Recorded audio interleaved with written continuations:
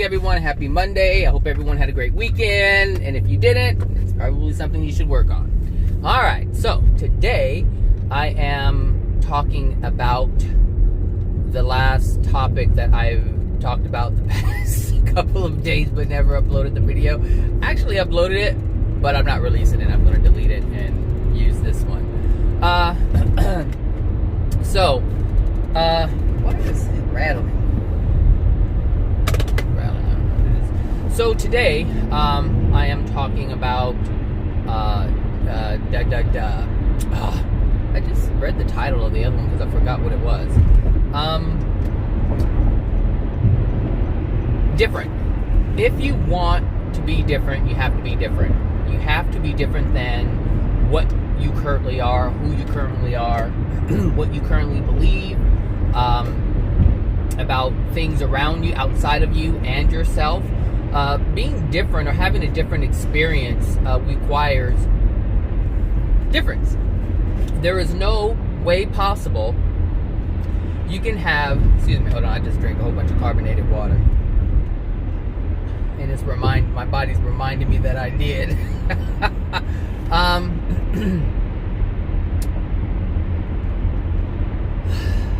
So there's absolutely no way to have a different experience if you don't do something different. And the thing is, if you ask someone, would you like a different life? Most would reply with yes. Yes, I would love a different life. I would like an aspect of my life to be different than what it is. There were some things I would love to change.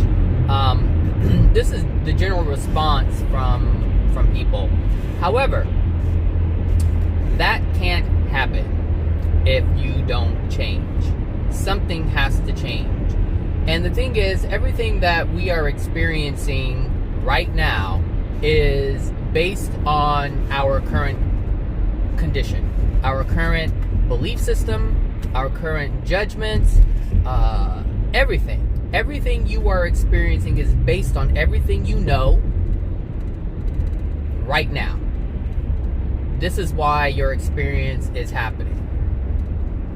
Because of who you are in the moment. If you're in a bad relationship, you're experiencing that bad relationship because of who you are in this moment. And perhaps you're blaming the other person for not doing or living the way you would like them to live. And I'm actually faced with this right now because, like I've said before, I have a strong feeling as to who my soulmate is. However, this person is not ready for a relationship. And I can't get into, as much as I would like to, I can't get in that relationship and become the codependent individual that person is looking for. And it's unbeknownst to this person doesn't realize this person actually said that they're not a codependent person, when in fact they're a very codependent person. They're just not codependent on, they're not allowing themselves to be codependent on people because there really aren't many people left in the moment. So they're codependent upon things. There's addictions that are currently in place that this person is relying on in order to prop themselves up and keep them afloat. But as time goes on, it's not working. It's not as effective as it was when this person was descending from human interaction. So, anyway, but that person is experiencing what they're experiencing based upon who they are in the moment, what their beliefs are, their views, their ideals, everything. Everything that is in place right now is sustaining the current condition. And because they hold on, and because many people hold on to their beliefs, it gradually gets worse. The degradation is increasing. And it's hard to get out. The deeper you go, it's much more difficult to get out. And it's like diving, to the bottom of the sea, or toward the bottom of the sea. The farther you go downward or deep, it gets darker. And the pressure becomes greater. And it can crush you. It crushes people. Not literally, but it crushes their being. It crushes their spirit. And this is why, first of all, this is why we were created to be on land and not in the depths of the sea. We weren't created for that. We weren't created for darkness. That's not where we are meant to be. Same thing with space. We're not meant to, same thing with space. The deeper you go into space, the more pressure there is, and you cannot survive. It crushes you. It literally crushes you. So this is something that we have to understand, and if we're going to get better, we have to change who we are. We have to change how we are. We have to change our views. And this is one of the biggest things that you'll have to do intellectually, is change your views.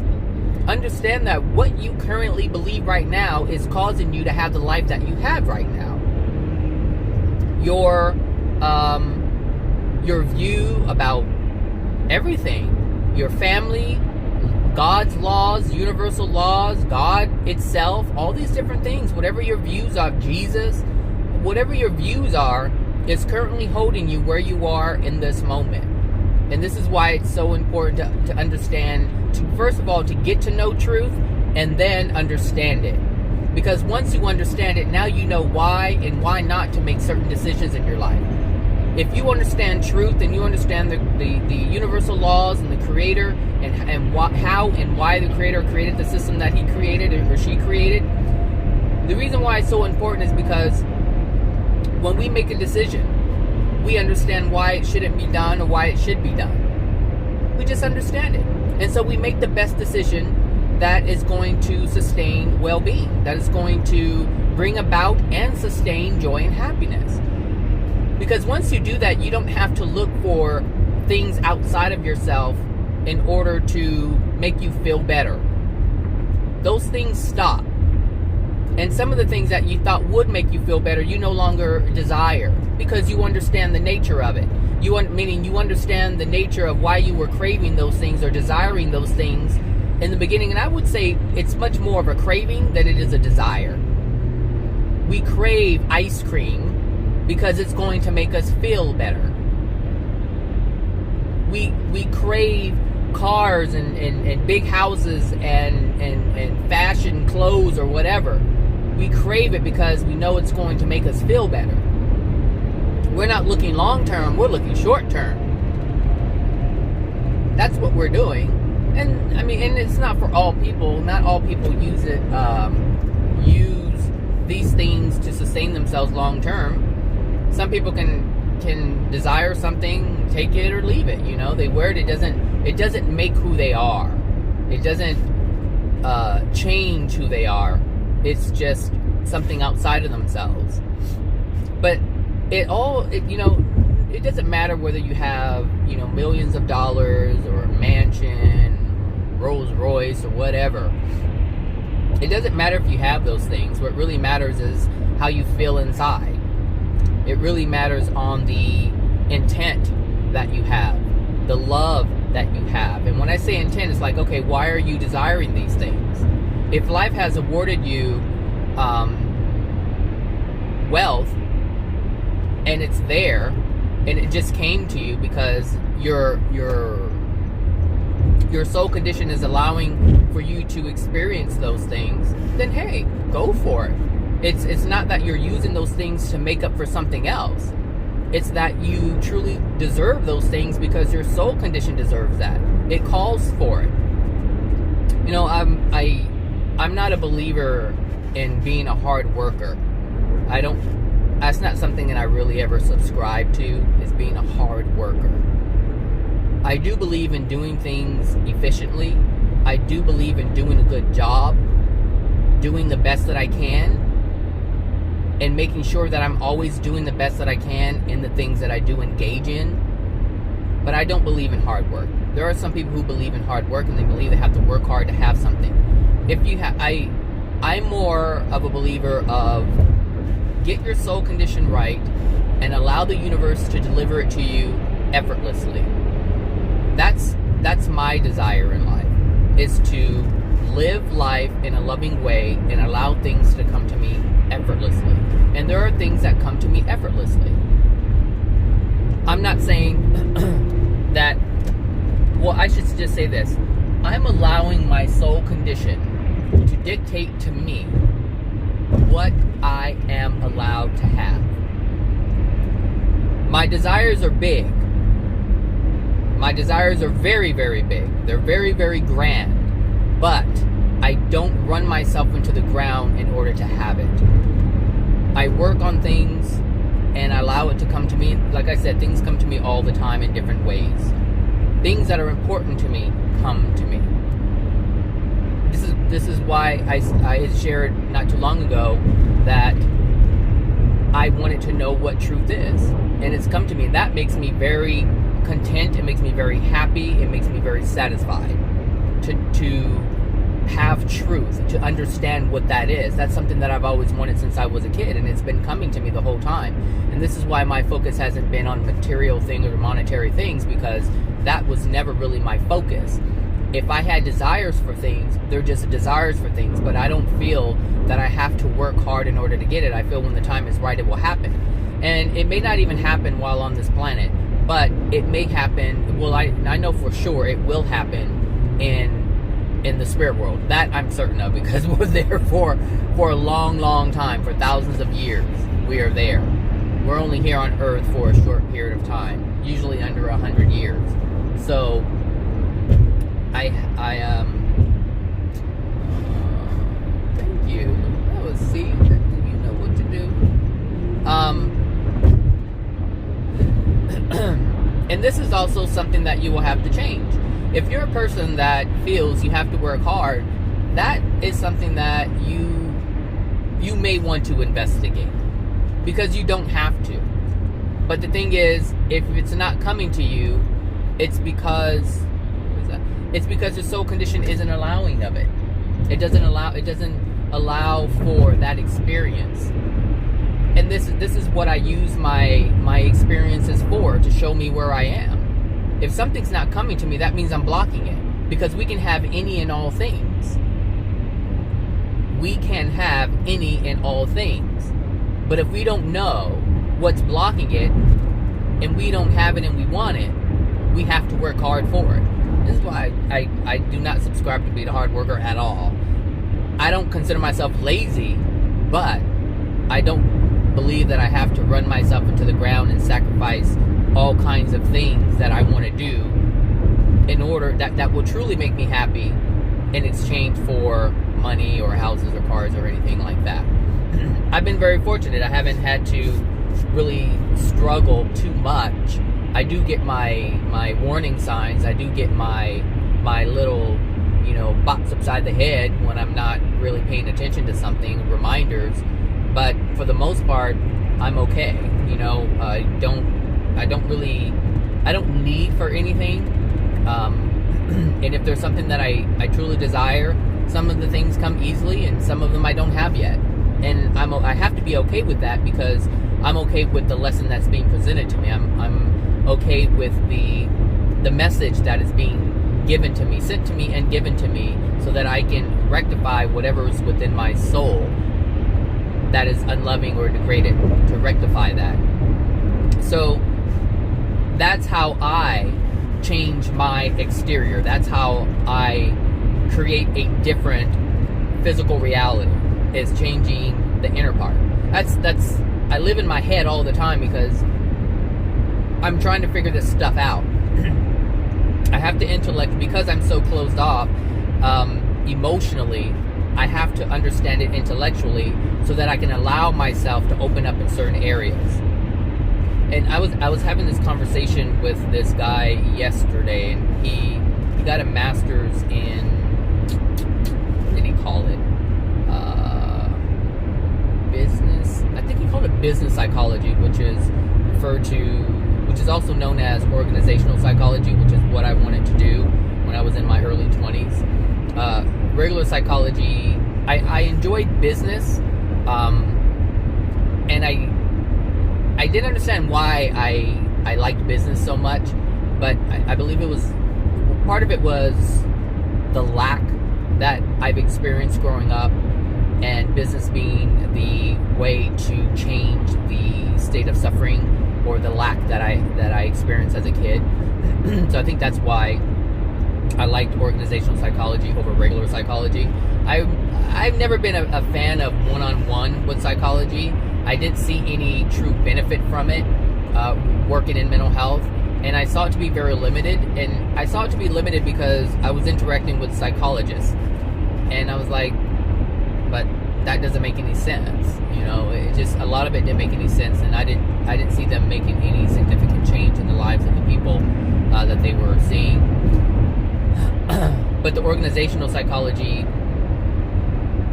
was more appealing to me because basically you go in and you assess what's going on, you speak, you give presentations, you share how they can change the organization, and basically it's behavior modification. But as you probably know through my videos and probably elsewhere, changing someone's behavior doesn't change the cause of the behavior. Sure, we can stop smoking dope if we're smoking dope, but we're going to reach for another way of behavior in order to mask something. So the bossy boss, if they stop being bossy, something else is going to happen. Or they're going to revert back to it. Behaviors are short-lived when there's behavior modification. They're generally short-lived because they don't understand why they were taking that type of action and exuding that type of behavior to begin with. So anyway, change, you know, if you want your experience to change, you have to change the inside. You have to change internally. Your internal world is what dictates your exterior world. This does not change. This is in place. It is absolute. It is absolute. And you can do whatever you can or whatever you want. You can use your willpower to change everything outside of you. But eventually, the inside will be reflected to you once again. You can shape and mold and do all those types of things. And I truly believe the only reason why that is possible, the only reason God allows you to use your willpower to change your external world is to prove to you that the external world can be changed. But you will be reminded that the only way for it to be sustained is changing your internal world. That I truly believe that is the only reason why it happens. And if the thing is, if people understood this, then they wouldn't go ahead and try to change the outside world thinking that that's going to be from this point forward. And I had used Kobe Bryant as an example. The Creator allowed Kobe to change his external world into a world that he was comfortable with, that he desired for himself. But it could not be sustained. And the thing is, Kobe allowed himself to forget about his pain, to neglect himself and his soul, to the point where he was absolutely adamant about never returning to that place again. And because of that, he had to go. And this is what happens, and I'm not saying you're going to die if you do this, but his pains were extremely deep and traumatizing and painful. And we all have them. But for the most part, we identify, we acknowledge that it's there. We acknowledge that the pain is there. We acknowledge that some things have happened to us growing up. And because we still have our sight on it, because we're still aware of it, being aware of something allows us the opportunity to change it. It's when we are in complete denial that our lives are cut short very, very early. And this is why cancer comes in and just eats people up. Because they are in complete suppression and denial of the pain and the rage and the anger that dwells within them. This is why some of the sweetest people you will meet, or I should say some of the people that you meet who are so sweet and so kind, are the ones who get cancer. And people ask themselves, why would that happen to a person like this? It's because you don't understand. You don't understand the facade that they've presented, that they now believe you don't understand the pain that they've gone through. You don't understand the anger that they have. You don't understand the rage that they have, because they never show it. They live their life in facade, and most people buy the facade.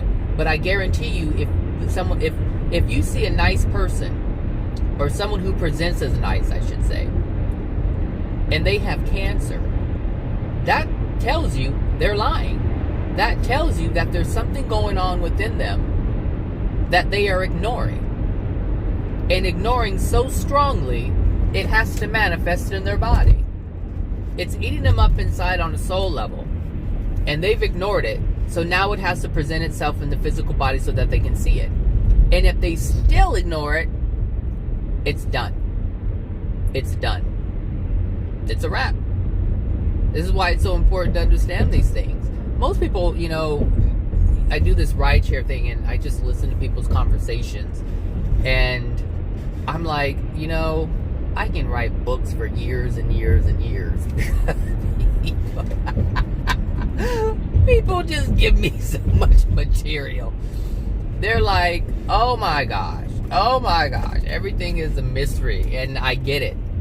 Of course it's a mystery if they've never been taught these things, if they've never heard discussions about anything of truth, and they've just been told folklore stories, passed down from generation to generation, falsehoods of how to live a loving life passed down from generation to generation. Well, great did it, so great did it, and great did it, and great did it, and grandma and grandpa, and so now we're here now, living the same life. So, if you want to change, you have to change your internal world. You change your belief systems. You be open to truth. I'm happy and excited, and at times ecstatic that I'm open enough to accept these things.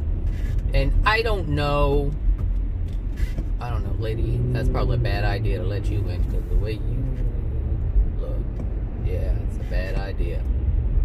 I don't know what you're doing. What are you doing? I find when I'm driving and people want to get over, if they take too long, that's my sign to just let them wait, because that means they're going to slow me down. Someone who is like on it, they're paying attention, they move in quick, granted access in front of me. But these other people, nope, because I would then be miserable. And this is part of discernment. It's just part of discernment. It's paying attention to what is.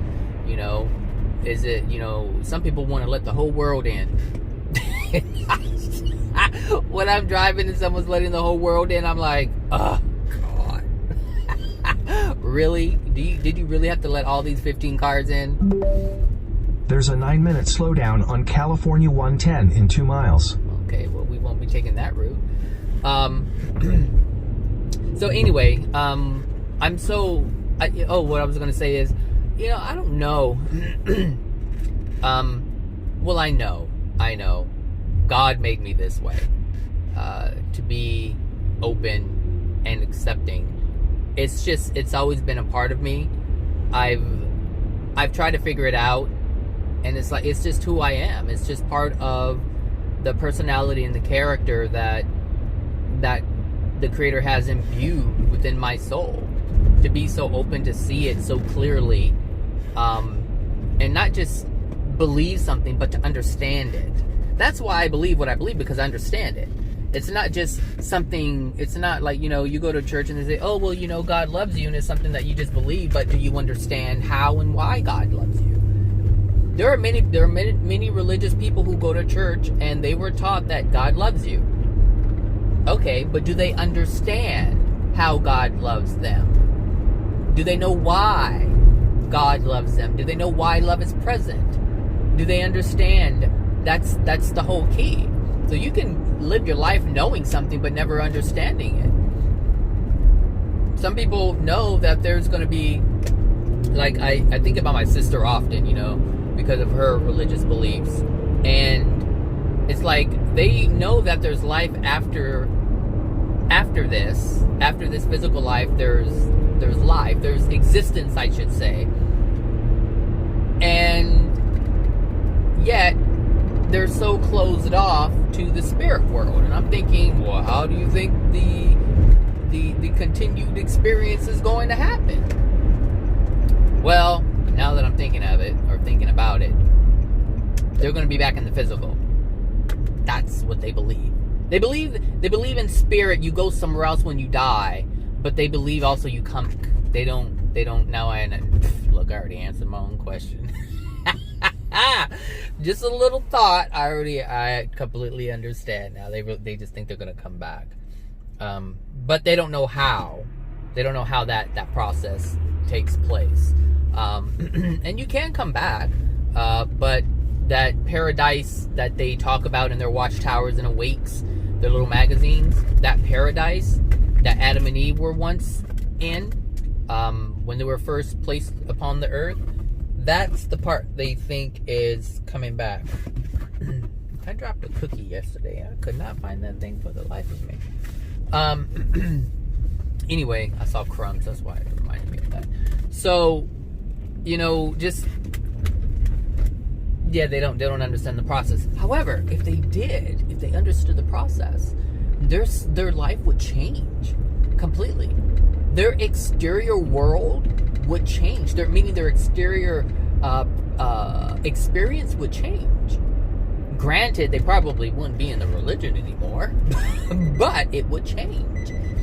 Because they would have changed their belief. They would have changed their beliefs based on newfound understandings. I love newfound understandings. I was listening to a Divine Truth video, and let me turn there. And they were talking about creatures on Earth, animals, and extinction, and how it comes back in the process that the Creator has imbued within the system. There's a certain functions that happen under certain conditions, and how the soul is part of it, and when the soul isn't part of it, and how nature will always survive no matter what, because it's in the design. It's in the design to recover. Even in man's destruction, it will lay dormant for possibly thousands or millions of years. Well, it can last for thousands of years, but millions of years it can. It can lay dormant until the conditions are right for it to come back. And they don't call it dormant. It's stasis. It's like we would be in some kind of cryogenic frozen stasis. It's the same thing. You keep it in stasis until it's ready, and when the conditions are right. And because each living thing is aware of the condition, and it's and that's the part that was fascinating to me. I was like, wow, because it's just the way it was put, the way it was said, that the life of each thing is always aware of its condition, even if it doesn't have a mind or anything like that. Plants are aware of its condition. For instance, if you have a tulip or calla lily or whatever these bulb flowers are, I think they call them bulbs. They're in the ground. But they know when the sun isn't present. They know what time of year it is.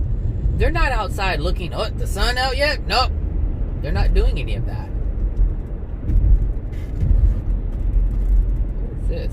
Raid? Maybe a raid. I don't know what's going on. Channel 4 and the po-po. But it was amazing because it's true. It's so true. Everything lies in stasis until it's ready. And it's part of the design.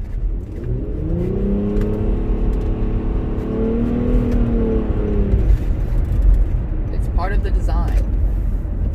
It knows. It just knows. Just like our soul knows. It knows when the conditions are right. But only if you have enough light within you to see it, because it's that inner light, it's that inner life that allows you to see something. in darkness, you can't see anything.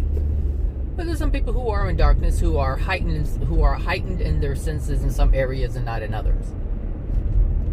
But it was amazing. I just love learning. I love understanding.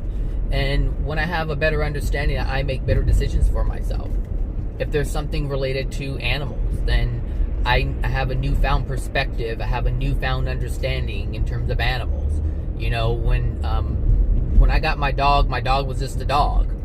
You know, until I learned what happens in the spirit world when they die. You know,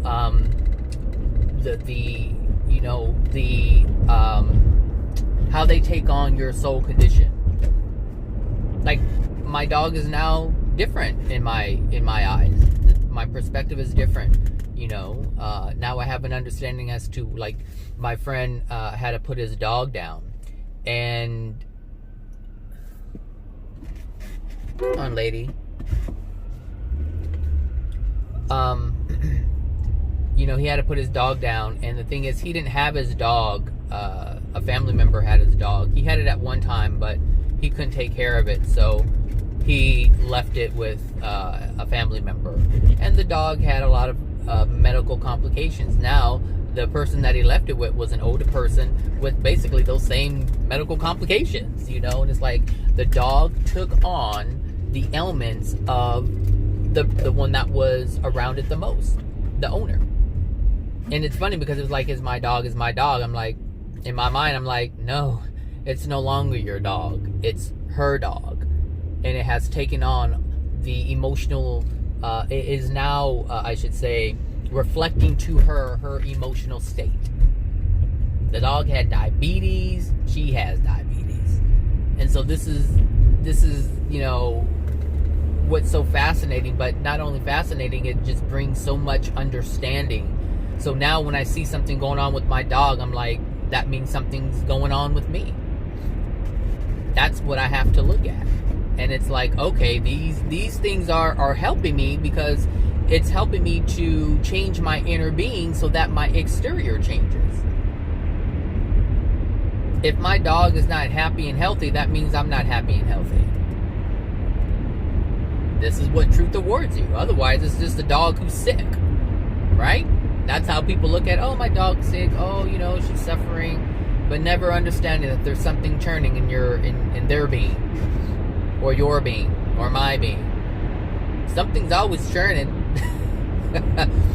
Life, that's what the soul does, is it cranks stuff out. It cranks it out. It's like, okay, I'm cranking this experience out, I'm cranking that experience out, and we get it all via the law of attraction. The law of attraction is just an experience brought to us energetically, having it manifest in a way where we can see it. That's what that is. That's all the law of attraction is. Oh, you're coming over here. Alright, well, let's do this. I'm moving pretty good this morning. It's kind of craving breakfast, but do I need breakfast? I had a pretty okay breakfast. I'll skip it. Oh, it's actually telling me to go on the other freeway. I wasn't paying attention. Now it's telling me to go east. I don't think so. Anyway, like I said, if you want to change ooh, that bus is turning hard. It was leaning. I don't know if you caught that. Oh my God, it reminded me of that movie Speed with Sandra Bullock, and what was it, Keanu Reeves? That bus was leaning. Oh, that's funny. Oh, that's so funny. Anyway, I would suggest that you do some soul searching. No, really, some soul searching. Search within that soul of yours and ask yourself, you know, what am I believing that's keeping me here? You know, first you have to be humble enough to even ask yourself that. And then you have to be humble enough to acknowledge it when you do see it. Because we can see a lot of things. We can see a whole lot and not accept it. We don't humble ourselves enough to accept it. When I told the guy that I was talking to, I said, look, I said I would consider myself emotionally detached. And he was shocked that I said it because of the things that we were talking. I was talking about the soul and soulmate. I was talking about, our emotions and feelings and people and behaviors and the root cause. Well, we were having a pretty good conversation. And when I said that, it's almost like he didn't want to accept it that I said what I said. But I'm very clear as to where I am emotionally. And I do believe that I am emotionally detached. If I wasn't emotionally detached, I would be able to access all of my painful childhood traumas, which I'm not able to access all the time. There's a block. So I am emotionally detached. So, the trip had to end because I already arrived to the airport. But if I were to explain that, because some people don't know what that means, I think, but you seem to be emotionally engaged. So, yeah, I may be emotionally engaged in the moment, but under certain circumstances, I may not be. It's not just I'm completely detached, but there are in many places or spaces in my life, I am. So, liken it to a prostitute. A prostitute is affectionate, gives lots of affection, but is she or he emotionally present? No. And the thing is, first of all, a prostitute can't be emotionally present because they're, first of all, emotionally detached, which is allowing them to do what they're doing. Someone who is emotionally present will not allow others to use their body in such a way, and they would feel some kind of way about it. They would feel some kind of way about it. So it's good to understand the difference between emotions and feelings and just affection. Sure, I can lay down with someone and cuddle and kiss and do all that stuff, but am I really emotionally present? Because it requires vulnerability. I can go through the actions. We can all. Most people go through the actions of sex or what they call intimacy without even being emotionally present. Sure, it's the act. You can do. That's why I say you can do anything, with your willpower. But are you really present? Is your soul in it? Because if your soul is in it, then you're emotionally present. But if your soul isn't in it, you're not emotionally present. So for all you people who are married out there, and you're not with someone who you really want to be with, but you have sex, and you smile, and you give a kiss, and you act like everything's okay, but inside everything's not okay. You're not emotionally present. You're emotionally detached. And this is what I mean. We can go through the motions, but it doesn't mean that we're there. It doesn't mean that we're present. Emotionally engaged. We're just going through the motions. That's it. Going through the motions. But if you want this to change, you have to acknowledge the things that prevent you from doing that. There are certain people that I cannot stand being touched by. It's like, don't touch me. And there are others I could care less if they touch me. There's nothing, there's no block there. And so I allow it. So from certain people I allow it, from certain people I don't. Because it feels uncomfortable. Because there's an emotional block there. And it makes me emotionally uncomfortable. And when I'm emotionally uncomfortable, it's the universe telling me, showing me, hey, there's something here you need to see. There's something here you need to work on. There's something here that needs to be rectified. There's a problem here. There's something dark and you need to investigate. That's what it means when certain people either get too close to me or touch me. Touching me is the worst. Touching me is the worst. Don't touch me. But, being close is like, And the thing is, when certain people are close to me, I won't say who exactly, but when certain people are close to me, that's when I'm at my best. Intellectually, that's when I'm at my best, because I'm doing whatever I can to hurry up and do whatever needs to be done so these people can get out of my space. that's what I do. And it's interesting because that's what Kobe Bryant did. Kobe Bryant did not like, there's certain things that made him uncomfortable. Losing was one of them. Feeling bad was one of them. Feeling alone was one of them, which is why he enjoyed being, on a team. This is why he enjoyed, because he was surrounded. Kobe Bryant did not like being alone. So what he did is he went into a profession where there was always someone around. The guys were always around. Always around, always around, always around. And this was his support system, being that as he did not have one growing up. But he never reconciled that. He never dealt with it. Which is why he died so early. Not for that just one particular reason. There's many reasons that were compounded. And that's what took him so early, or caused him to depart so early.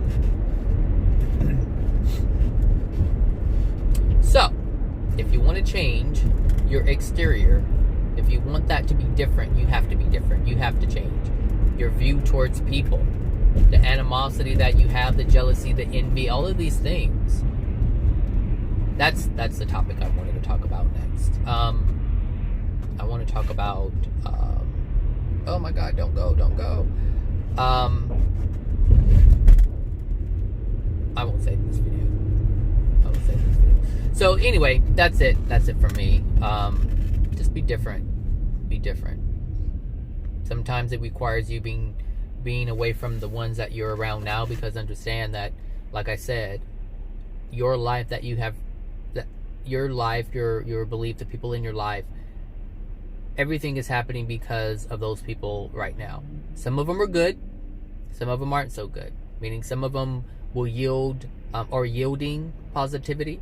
Some of them are yielding negativity. So wherever you are in your life, it's based on you and those who surround you. So some of you may have people who are positive. Some people may have people who are negative. And so there's a balance. There's a ratio present. And depending on this ratio, we determine your life experience. So some of you have really, really bad outcomes. Really bad outcomes, meaning your life is just a mess and you wish you had a different one. Well, that's because of the ratio in your soul, the ratio of darkness and light, love and unloving things, or I should say love and the lack of it. That ratio you have is presenting you your reality as you know it in this moment, and you have to change that ratio in order to change your external world. If you want your ratio in your external world to change in a more positive light, then you have to change the ratio in your internal world. This is how we change. So if you believe it's okay to be mad at people if they do you wrong, that's something that you're going to have to change. And once you change it, your external world changes. Not only do the people who cause you pain or irritation just leave, you can be in the present and it still not bother you. That's the great thing about healing, is the same scenario or event can be presented to you and not affect you or phase you one bit, because there would be nothing within you to be phased. There would be nothing within you to be triggered. This is why healing on an emotional level, on a soul level, is so important, because it dictates how you feel, and that is the most important thing. Yes, it's fun to experience the physical things, but it's how you feel is the most important. You can be happy in a beat-up Toyota Corolla, or you can be happy in a Rolls Royce. It just depends. It depends on what's within your soul. Are you going to let it bother you? And it's not even letting it bother you. It won't bother you.